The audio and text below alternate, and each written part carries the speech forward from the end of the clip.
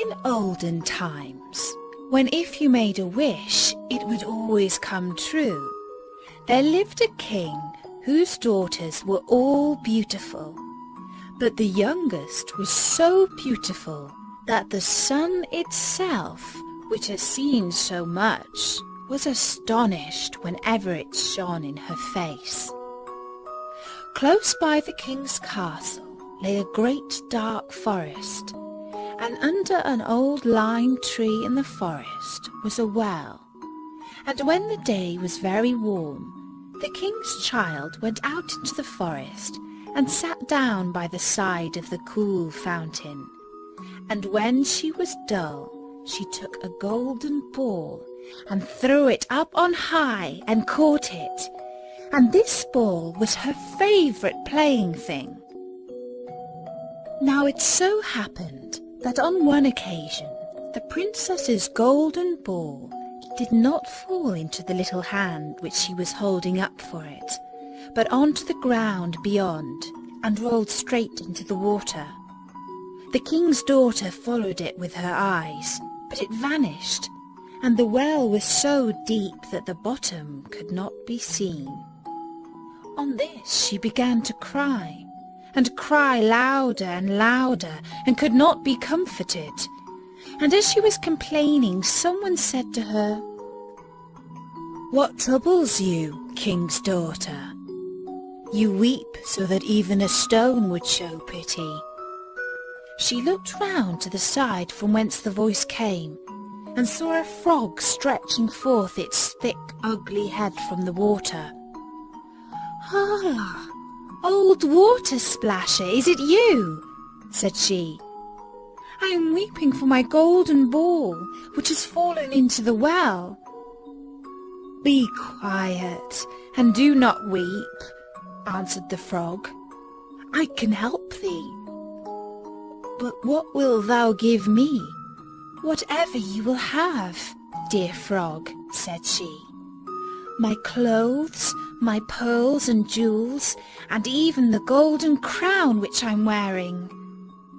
The frog answered, "I do not care for clothes, thy pearls and jewels, or thy golden crown.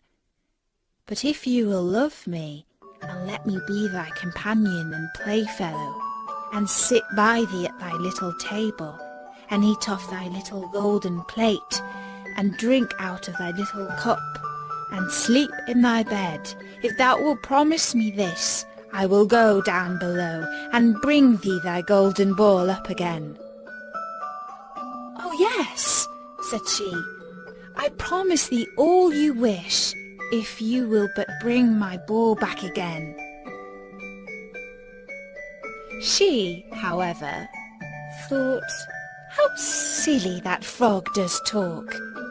He lives in the water with the other frogs and croaks, and can be no companion to any human being." But the frog, when he had received this promise, put his head into the water and sank down, and in a short while came swimming up again with the ball in his mouth, and threw it onto the grass. The king's daughter was delighted to see her pretty plaything once more, and picked it up and ran away with it.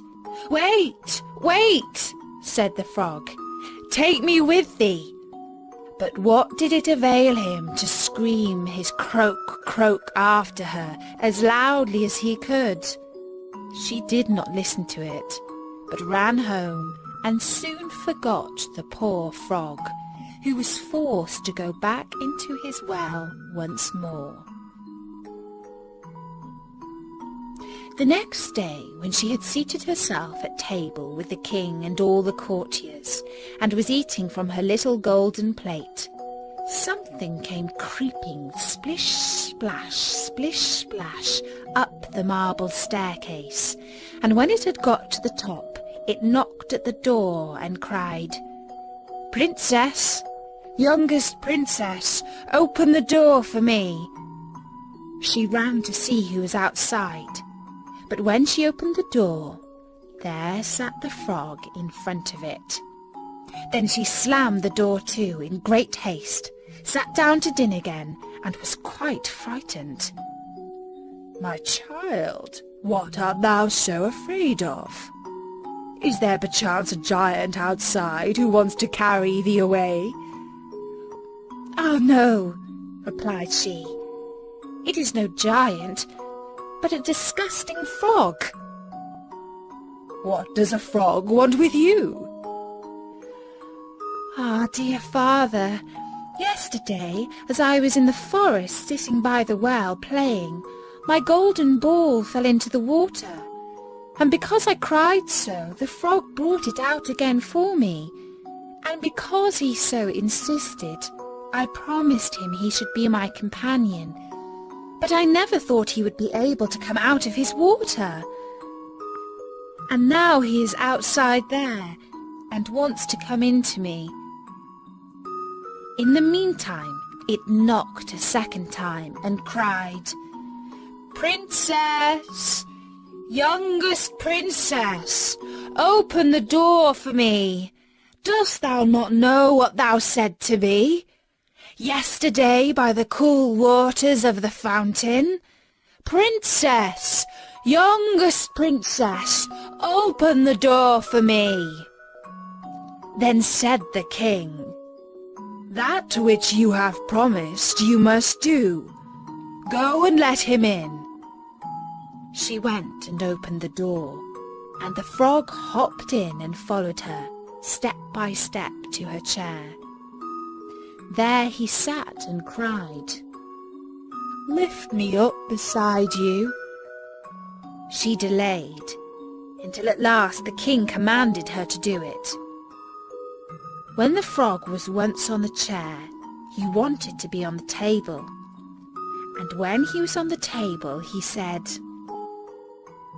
"Now push your little golden plate nearer to me, that we may eat together." She did this, but it was easy to see that she did not do it willingly. The frog enjoyed what he ate, but almost every mouthful she took choked her. At length he said, "I have eaten and am satisfied. Now I am tired. Carry me into thy little room and make thy little silken bed ready, and we will both lie down and go to sleep." The king's daughter began to cry, for she was afraid of the cold frog, which she did not like to touch, and which was now to sleep in her pretty, clean little bed. But the king grew angry and said, "He who helped thee when thou wert in trouble ought not afterwards to be despised by thee." So she took hold of the frog with 2 fingers, carried him upstairs, and put him in the corner.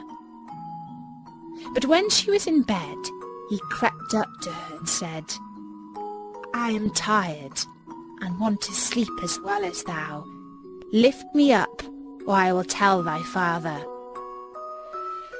Then she was terribly angry, and took him and threw him with all her might against the wall. "Now you will be quiet, you horrible little frog," said she. But when he fell down, he was no frog, but a king's son with beautiful kind eyes. He, by her father's will, was now her dear companion and husband. Then he told her how he had been bewitched by a wicked witch, and how no one could have delivered him from the well but herself, and that tomorrow they would go together to his kingdom.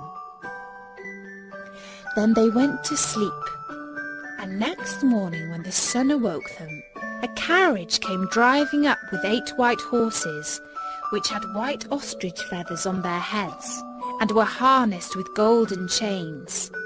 And behind stood the young king's servant, Faithful Henry. Faithful Henry had been so unhappy when his master was changed into a frog, that he had caused 3 iron bands to be laid round his heart, in case it should burst with grief and sadness. The carriage was to conduct the young king into his kingdom. Faithful Henry helped them both in, and placed himself behind again. and was full of joy because of this wonderful end to their troubles. And when they had driven a part of the way, the king's son heard a cracking behind him as if something had broken. So he turned round and cried, "Henry, the carriage is breaking." "No, master, it is not the carriage. It is a band from my heart, which was put there in my great pain when you were a frog and imprisoned in the well." Again and once again, while they were on their way, something cracked, and each time the king's son thought the carriage was breaking. But it was only the bands which were springing from the heart of the faithful Henry, because his master was set free and was happy.